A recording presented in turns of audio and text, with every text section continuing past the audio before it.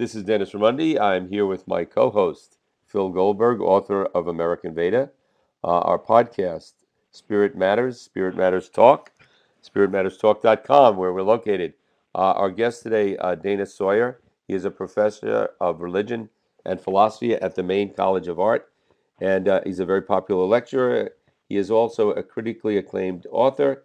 He did a biography of Aldous Huxley, as well as a biography of Houston Smith, entitled Houston Smith, Wisdom Keeper. Dana, thank you so very much for taking the time to come on our podcast today. Happy to be here. Hey, Dana, let's begin with one of your areas of expertise, which is the perennial philosophy, or what's been called that, because I have a feeling we'll be talking about that in the context of your books. For people in our listening audience who don't know what that is, can you explain it and give a bit of a history of it? Sure. Basically, this is how it went. Aldous Huxley, who was a British novelist and essayist, had come to the United States in 1937. A friend named Gerald Hurd, who some people will recognize that name, he was a commentator on the BBC, but he had an interest in and he hooked up with a Swami of the Vedanta Society in Southern California named Swami Prabhavananda, and Aldous started taking meditation lessons with him. The idea was, well, if we're going to really take this mysticism stuff seriously, we should learn from the horse's mouth. And one of the things that Swami Prabhavananda shared with them is an idea in Hinduism, non-dual Hinduism, that there's a Sanatana Dharma, an eternal religion, at the heart of all religion, like the foundation of religion. And Huxley said, okay, let's see. I mean, basically you're saying that mystics of all the various traditions, though the religions themselves differ, that the mystics of the religion seem to be saying many of the very same things, that we're all interconnected, that in fact on the deepest level of being we're all one, and that we can experience life that way. So Huxley said, well, let's see if that's true. And, with an IQ somewhere north of 200, he started poring over all the mystical literature and reading Rumi and reading Shankara and Hinduism and Ashvagosha and Buddhism, etc. And after a couple of years of this reading, he said, yes, the mystics of the traditions do seem to be saying very similar things. And so in 1945, he published a book called The Perennial Philosophy. And in The Perennial Philosophy, he argued that what the mystics are saying is basically four things. One, that underlying all of reality, transcendent to the world of time and space, there is what Meister Eckhart called a divine ground of being. And the second point is that this ground of being transcends time and space, but it also manifests as time and space. So the world we think of, the universe, everything around us, the rugs that I'm sitting in my living room, the rugs, the computer, the chairs, the sofa, everything, me, are expressions of this divine ground of being. They're fountaining up out of it. And the third point of the argument was, not only is that the nature of reality, but we can experience reality that way, that the human vehicle actually has the capacity to experience itself in this state of oneness with all things. And because everything's coming out of the same thing, like at the root of our being, we find the root of all being.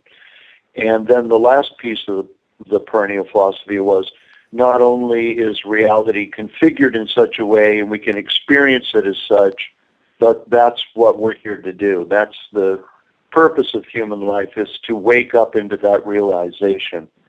And so that was, the basic theme of the 1945 book. Right. Dana, let me ask you, obviously Huxley was a brilliant man and way ahead of his times, and it seems that the areas that he researched became more and more popular in the West, especially as we got into the 60s, the 70s, and much of this has been chronicled in Phil's book, American Veda.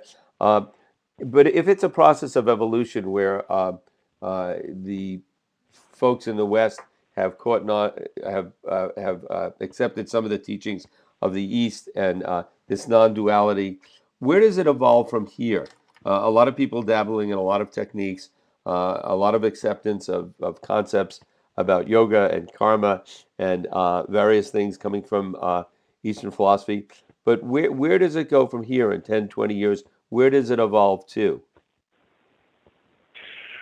Well, I think it, if Huxley is right, then where it evolves to is that we'll wake up into that experience that whatever practice a person's plugged into, whether it's prayer or it's meditation or it's taking long walks in the forest or whether it's self-actualizing through art, that we're all waking up into the same, Sanatana Dharma, eternal religion of our non-duality with reality, that we are, in terms of the root of our being, all one thing, and that on the level of the world bound by time and space, we're therefore, although profoundly interconnected. And I think that more and more people are waking up to that realization, experientially waking up to that realization. Dana, let me go back to your discussion of the perennial philosophy, just for clarity. Yeah. Isn't it so that prior to Huxley's book, there were philosophers, scholars who used the term perennialism and spoke about similar things? I'm thinking of, I can't know how to pronounce, René Guénon. Yeah, and others, Stace maybe. Weren't they prior to Huxley, and didn't he build on their work a bit? Well, if Huxley is right, then, it would have been inevitable anyway that people would have come to this realization. Right. And so René Guénon is definitely a good example of that, the French philosopher. Fritjof Schuon is another good example of that. He wrote a book called The Transcendent Unity of Religions and makes a lot of the same points Huxley makes. Huxley didn't know about Schuon because Schuon came after Huxley, but even in the perennial philosophy, he mentions Guénon. But Phil, you're right. I mean, Leibniz launched this theory. Even Augustine said that prior to Christ, there was Christianity. I mean, he was making this point that there's an implicit religion that's built into the fabric of nature, and so it's no surprise that human beings will wake up to it. I'm actually, even before I read perennial philosophy, somebody turned me on to Rudolf Otto. Perfect example. The idea of the holy. Idea of the holy. Yeah, it was a mind blower. William James, you could argue, was making varieties of religious experience. Yeah. Dana, did Huxley practice any particular spiritual exercises? Is there anything he did, any meditations that he was involved in? Well, that's a great question because the answer is yes and no. I mean, he started doing a very serious 2 or 3 hour a day meditation practice that he learned from Swami Prabhavananda. But Aldous Huxley became very close friends with Jiddu Krishnamurti. And Krishnamurti's viewpoint was, as a lot of people know, if this is the nature of reality, why don't we just embrace it all at once? We don't need a practice. The practice is just be awake, basically. And for better or worse, Huxley they were such close friends that Huxley was kind of an iconoclast, and he felt like, I don't want to be in any particular tradition. I don't want to be a Hindu. I don't want to be a Buddhist. I don't want to be a Christian. And I think that Huxley's viewpoint was, yes, it works for me. Does it work for everybody? Probably not. But I think that I can do this practice of Krishnamurti's, which is to just be the being, so to speak. Interesting. Dana, what drew you to write biographies? You as a scholar of religion and philosophy, you who've spent a lot of time in India and speak Hindi fluently, and even Urdu, I was surprised to find out. And what drew you to the biographies of Huxley and Houston Smith? Now, I know they have a lot in common, but I'm curious what drew you to it. Yeah, Houston was basically a disciple of Aldous Huxley. In fact, he used to carry the perennial philosophy around. Houston told me like a Bible. But anyway, what drew me to it was that I, like you, Phil, and like you, Dennis, back in the 60s was so drawn to Asian religions. Right. And so then first of all, in my academic career, I was focused on a sect of Hindu Swamis called the Dundee Swamis. Dunda means stick, and so Dundies are stick carriers. And so they carry this bamboo stick around like a reminder of their ascetic vows, their vows as a monk. And so when I see them in India, I always thought they just needed a walking stick. Uh-huh. Well, they can't actually let it touch the ground. I mean, which is that right? I didn't. Yeah, they can't let it touch the ground. In fact, if they're wandering, that's not they fun. have to hang it up in the branches of a tree or something like that when they sleep. And they often cover it in a bag because they're protecting it from any kind of ritual pollution. Wow. But anyway, it's more like a string tied around your finger, or a reminder of something. Oh, yeah. And for them, it's reminding them, oh yeah, why am I carrying this stupid stick around? Oh, I'm a monk. Oh, okay. Yeah, now I got it. And so I lived in ashrams with them, and mutts, as they call their monasteries. And then as time went by, what really, as you get closer, older and older in age, you think, well, what really matters about this material? And what mattered to me was, why are Westerners so interested in Asian religions? What do Asian religions have, or we perceive them to have, that we don't have?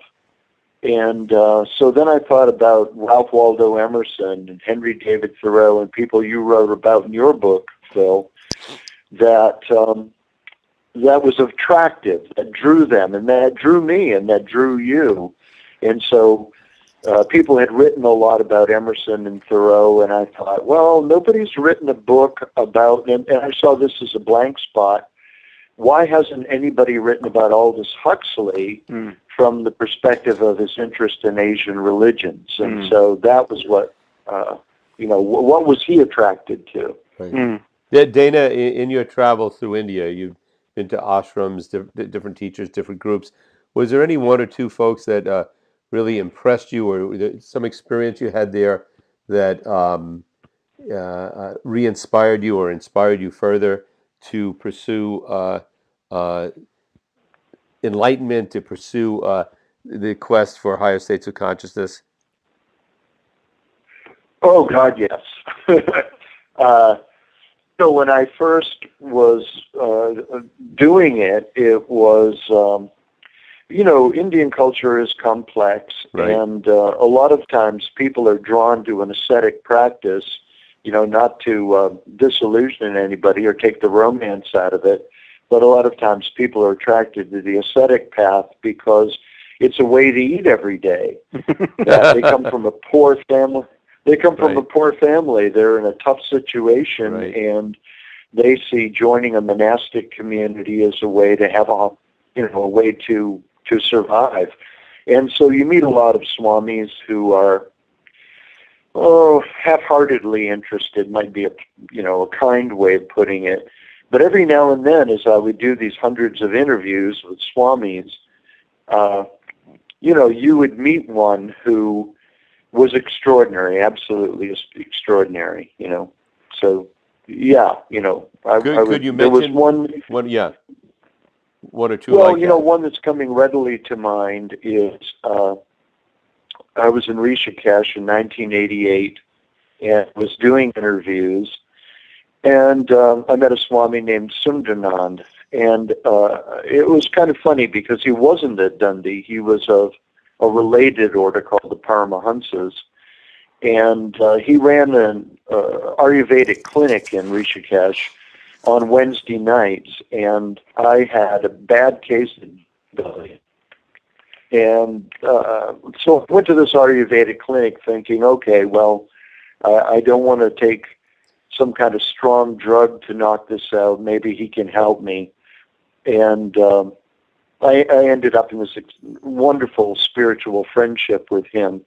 And he was a person who, because I had had some experience with the pure consciousness experience that in Hinduism is called samadhi, I was interviewing him one night, and we're sitting in his little jack, basically, down by the Ganges, and I was making eye contact with him, and time went by. And what I mean by that is I'm asking him questions and I'm writing answers down, and at one point we had held very strong, close eye contact for a while, and I'm not afraid of that, and he definitely wasn't afraid of that, so we kept sitting with each other, and time went by and I realized, wow, I've been gone for, what must have been the space of 10 or 15 minutes, and realized he had done that on purpose, that he was tired of talking about it, and he wanted to fall into the experience, and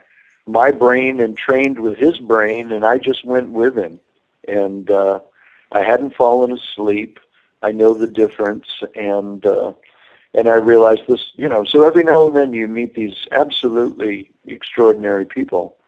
What about the others, Dana? What about the other sadhus and sannyasis you run across in India, some of whom don't have quite as impressive a presence as the ones you're describing? Well, if you're, I know, Phil, you're going to be in Rishikesh soon, and when you're in Rishikesh and you're walking down the street, because it's one of the most sacred centers of Hinduism in India, there are all these old men, usually, often euphemistically referred to as begging babas, and they're sitting beside the road with their hand out or a begging bowl, and there are even money changers who will change your rupees into smaller coins called paisa, and you can just kind of distribute money to the poor, basically, is it's kind of a social welfare program. And I met one time, I remember, who said to me, they'll sit there and say, "Oh, sir, you are an American." And the person will say, "No, I'm Dutch." And then another person will come and they'll say, "Oh, you're an American." And they'll say, "No, I'm British." And then another person comes and they'll go, "Oh, you're an American." And somebody will say, "Wow, I am an American. How did you know?" "Oh, I did not. I know everything. And I've been waiting for you. Yeah. Exactly. You have finally come. Yeah. This is what you must do for me. So this guy says to me, "Okay, in my past life, I was George Washington. I was an American too." Oh, that's great. And so I laughed and I said, "Oh, well, in my past life, I was George III of England, in the American Revolution, so we really can't talk." He missed the joke, but you meet these guys who are opportunists, might be a nice way to say it. In fact, most of the time in India, quite frankly, unless you're very discreet in your judgment, you're likely to get waylaid by someone less than noble. But that's why I brought it up, and you mentioned discrete, and I would say discernment, because a lot of people go to India, and yeah, there you go. And I think it's very important for people to know there are great holy people in India, and wise people and gurus, and there's also hucksters and charlatans. So, like anywhere in any profession, even the profession of spirituality or the area of spirituality. Dana, I'm curious. You teach religion and philosophy at the Maine College of Art. Before that, you taught at the graduate school at the Bangor Theological Seminary. Especially now with your undergrad, with students you have in the Maine College of Art. What are their interests when they take your course? Do you see some of these kids really get lit up like we used to back in the day when we first heard about Eastern philosophy, or not? Oh yeah, oh yeah. I've been teaching for 30 years, so there was a period. It comes and goes like an ebb and flow. Right. And in the Gen X period, I had a lot of students with their hoodies up, and they were in this very cynical. It was like a cloud around them, and they were listening to a lot of angry music. And there's a value in angry music, quite frankly. But at the same time, if it's only about anger, you can very quickly fall into a deep cynicism where you no longer even doubt your doubt. And so, right now, these millennials, they're, it's funny, in Ken Wilber's book, No Boundary, he talks about how maybe part of the neurosis in our society is a repressed longing for the transcendent. And with a lot of my students now, I see them no longer wanting to repress that. It's a deep longing, and so whenever they hear somebody talking about these possibilities in a positive way, their eyes open up and their ears open up, and it's a very interesting what's going on right now. It's fascinating. Dan, I want to get back to your two books. As a fellow writer, I'm curious about one thing. Huxley and Houston Smith knew each other. Huxley, you no doubt never met because he passed in the 60s, but Houston is still alive. And so you've done biographies of a very famous person who's no longer alive, and you've done a biography authorized by a very famous person in a similar field who was very much alive during the course of your writing. How is it different, and what were the challenges in either case? Well, that's a good question. It's much more difficult to write a biography of a living person, in my experience, for lots of reasons. One is they're alive, and if it's a hero of yours, the way Houston Smith is a hero of mine, then you want to make sure that when they read the book, they really like it.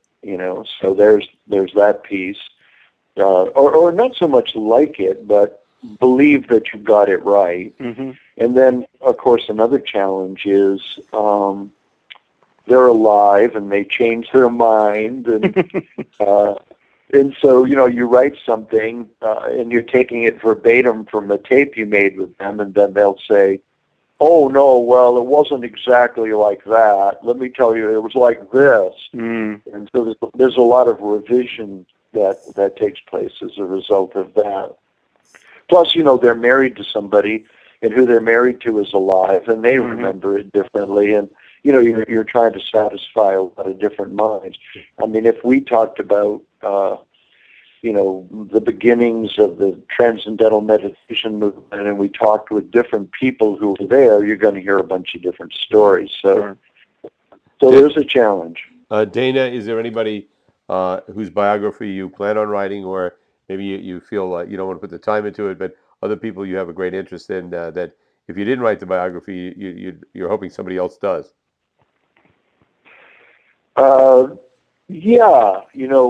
Just a couple of weeks ago, I was at the Science and Non-Dualism Conference in San Jose, and I got to reconnect with my friend Stanislav Grof, and Stan has been such an incredible figure, especially in understanding the psychology of the non-dual experience.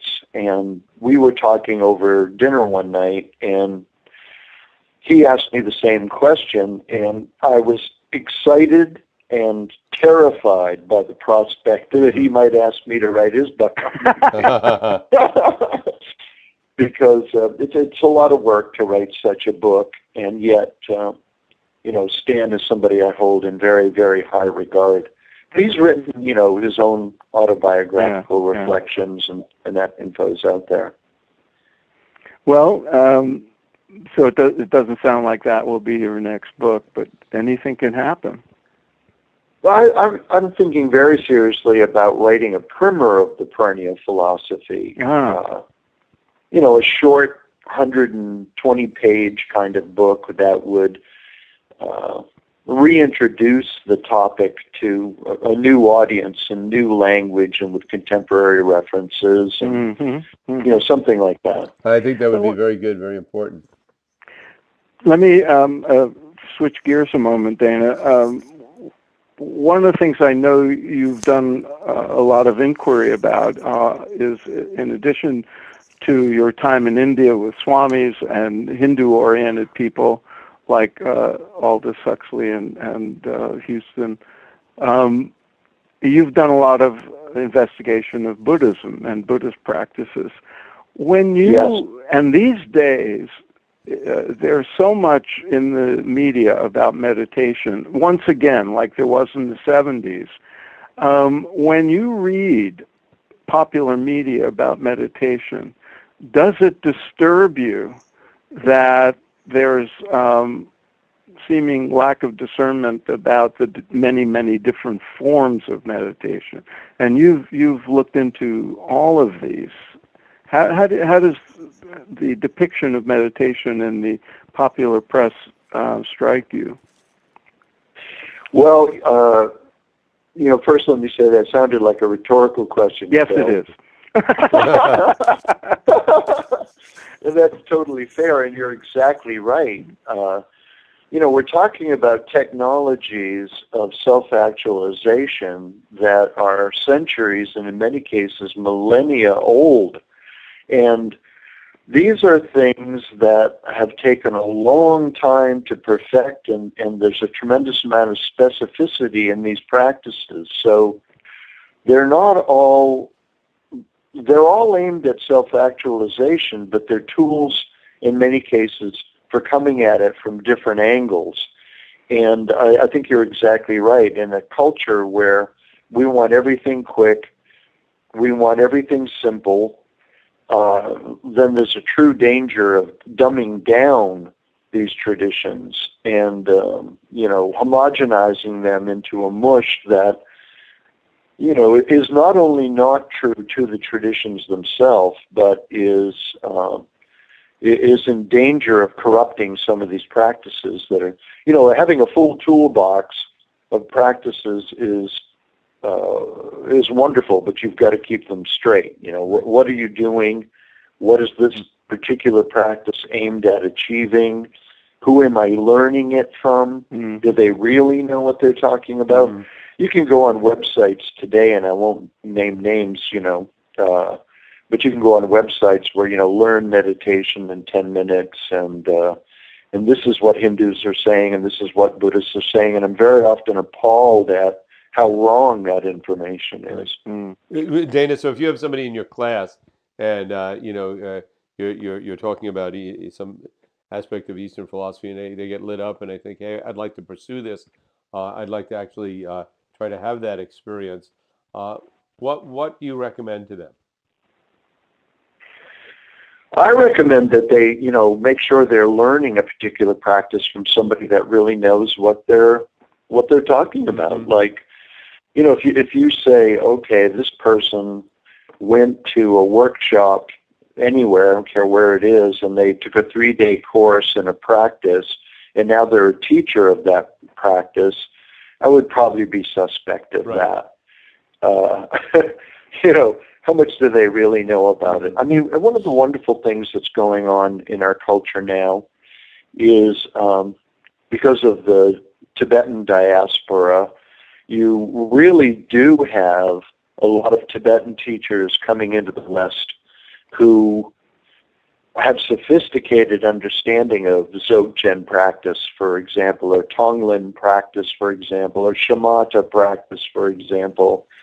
And I think, it's a situation where, on some level, it almost doesn't matter which one of these practices you become involved with, in the sense that once you start gaining a discipline around a practice and understanding that practice, you will be able to decide in your own experience, is this getting me where I need to go? Do I feel like I'm seeing real changes in my life? And with a lot of these traditional practices, I find over and over when I talk with students that the answer is yes, yes, and yes, that the traditional practices have stood the test of time because they do bear fruit. Interesting.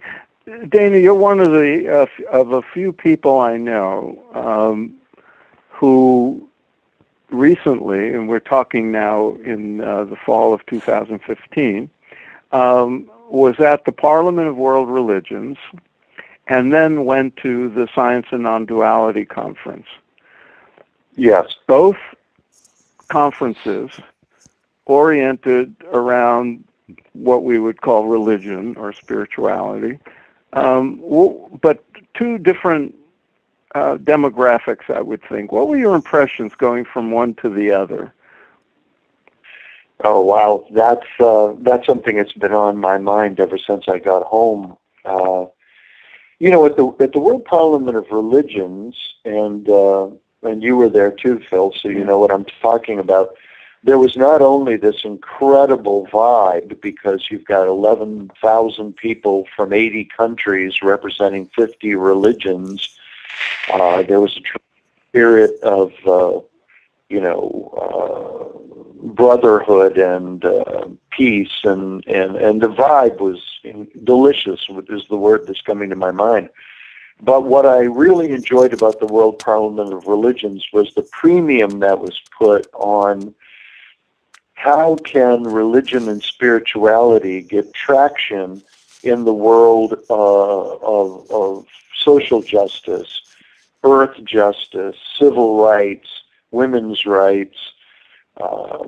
That was very exciting to me. And at the Science and Non-Dualism Conference, I felt like it was a gigantic whole, that though there was all this discussion around non-dual consciousness, that there was not even one plenary session that focused on and how can non-dual experience on the level of the individual really matter in the world where people, suffer and go hungry and bleed. That I thought was a real blind spot in that second conference. Aldous Huxley once said, even if the kingdom of heaven is within, we still are obligated to try to create the kingdom of heaven on earth. And sometimes I think people who are having, even if they're having genuine non-dual experience, I worry sometimes that they warehouse themselves in that experience.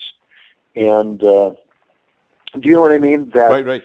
That Dana, they say, yeah, I'm glad you bring that that up. worries me. Yeah, go ahead. Well, it's, I think of people, when I teach at Kripalu or Esalen or someplace like this, you go there and for a little while you're in this beautiful bliss bubble where everything in a sense is perfect. People treat each other the way people should always treat people. You're in this beautiful natural setting.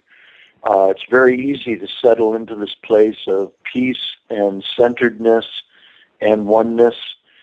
But then, maybe you're leaving Kripalu, and as you pull out of the driveway, somebody cuts you off in traffic, and you're like, "Hey, you crazy idiot! What are you doing?" Then in your mind comes, okay, I've got to go back. I got to drive back up the driveway and be back in that safe, peaceful place.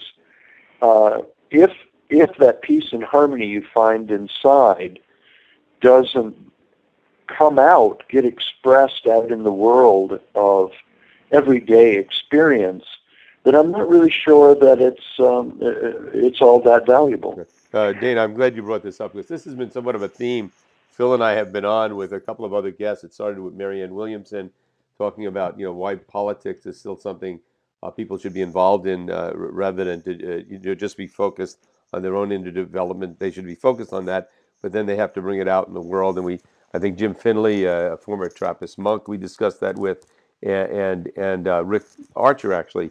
It was something we discussed at length with Phil and Not to I. mention Marianne Williams. Yeah, no, I mentioned that. That's how it started. Oh, yeah. And so I think that you're right on to something because and the point that Phil made when we were talking to Rick Archer was that if somebody has this deep inner experience and all, and they're a creepy person, then there's something wrong. There has to be a connection between that inner development and being a nicer person, and also creating a better world. So, do you think that that there is a possibility that those folks that maybe at the conference of non-duality that you were at will start thinking in that direction? And why do you think there is this difference between the folks that are involved in non-duality and the folks that were at the Parliament of World Religions? Well, that's a big question, but the first thing that floats up in my mind is, we're Americans, and we come from a culture that's very consumer-oriented, and we come from a culture that's very focused on me, me, me. And so we say, oh, I want to be this big enlightened master. I want to have this non-dual experience. I. And, I remember reading one time in a book by John Nettier where he was talking about how sometimes American Buddhists will be Sangha with Asian Buddhists, and the Asian Buddhists will say, oh, I'm so embarrassed, I'm so sad that I'm so selfish that I just want to become a Buddha, I just want to reach enlightenment, and I'm not worried about all sentient beings and the conditions of the world that I'm in. And Nettier says that the American Buddhists are looking at each other like, hey, what's wrong with that? That's what I'm after. That's why I'm here. I'm here for my personal awakening. And, it sounds so like I think part of it is. I think a good part of it is actually cultural in the way that the American mind is conditioned to silo itself and to self-focus. It also strikes me, if talking to people who are at both conferences, that it's a kind of symbol of the existence of these two kinds of conferences is a symbol of the current state of religion and spirituality in the world. You had one that was focused on religion. You had the other that was spirituality, and that's why we now have this category of people who are spiritual but not religious, and this separation of the two. So people would go to the Parliament and say, well, they lack the experiential depth and the focus on the experiential aspect of religion, the esoteric, to use Houston Smith's term. It was missing, whereas perhaps in science and non-duality, there's a big emphasis on inner experience, but not so much on the exoteric or the external aspects of the application of these experiences to the world. Yeah, well said. I think Ken Wilber has this right that, there's waking up, which is realizing this non-dual experience, but there's also cleaning up and growing up, that you can be very... I don't even like the term enlightenment anymore. I like the term spiritual maturity. And as we self-actualize and as we grow into our spiritual maturity, we realize that waking up is only a piece of it, and that there's also a gaining emotional stability, learning how to be a good community member, that there are other aspects to it. And some people, they have profound growth emotionally, They are the person that in a crisis everybody wants to cry on their shoulder and all of this. And that's very, very valuable. So what aspects of your individual spiritual self-actualization you're focusing on? In other words, you may approach your self-actualization through spiritual maturity. You may approach your self-actualization through the karma yogi path of service to humanity or service to the planet. You know, when kids come to my door and they're canvassing for the Sierra Club, I see that as spiritual. You know, Right, absolutely. It's all part of a kind of growth, and so, you know, waking up is only a piece of it. Is I think what we're all saying. Right, and I mentioned this to Phil the other day in one of our interviews, was that, you know, for me a sign of spirituality is when one serves others, and you know, and especially somebody who is so inwardly full that that's a natural expression that takes place all the time. And you know, if the world has more of those people, it'll definitely be a better place. Thank you so much, Dana, for your time. Phil, any final questions? Anything you'd like to ask?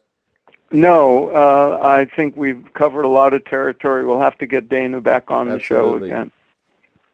And again, You know, if I can add one quick thought. Go right ahead. One time, 20 years after Sgt. Pepper's was released, George Harrison was asked, do you still think that all you need is love? And George said, yeah, I think all you need is love and a sandwich.